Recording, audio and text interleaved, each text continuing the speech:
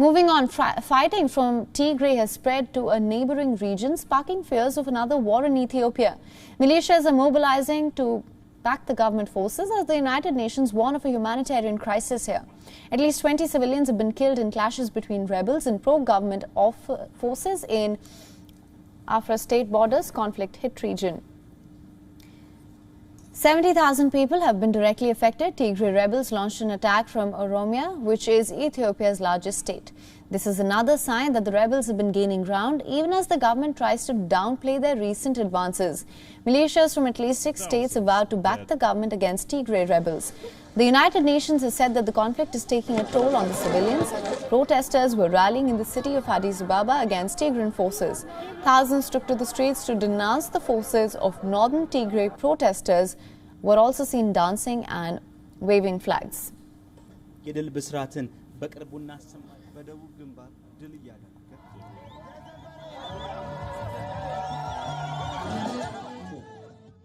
በለውጥ ጅማሯችን የሚያሰጋቸው የውስጥ ባንዳዎችና የውጭ ታሪካዊ ጠላቶቻችን ግንባር ፈጥረው ሉዓላዊነታችንን ለመዳፈር ሀገራዊ አንድነታችንና የጀመርነውን የብልጽግና ጉዞ ለማጨናገፍ የሞት ሽረት ትግል እያደረጉ ያሉበት ወቅት ነው።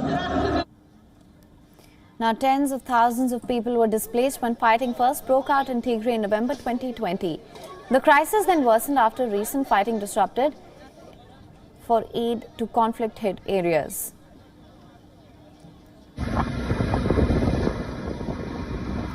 This after a World Food Programme convoy came under attack. The UN Food Agency was forced to suspend its operations. The Tigray conflict took a drastic turn last month when a rebel group called the Tigray Defence Forces captured the state's capital. The TDF backs the state's erstwhile ruling party, the Tigray Liberation Force. Prime Minister Abiy Ahmed announced a ceasefire, which is yet to come into effect. Last year, the Ethiopian army dislodged TPLF from power. However, intermittent clashes continued. Thousands of Tigrayans fled to neighbouring Sudan amid reports of human rights violation during the war. WION is now available in your country. Download the app now. Get all the news on the move.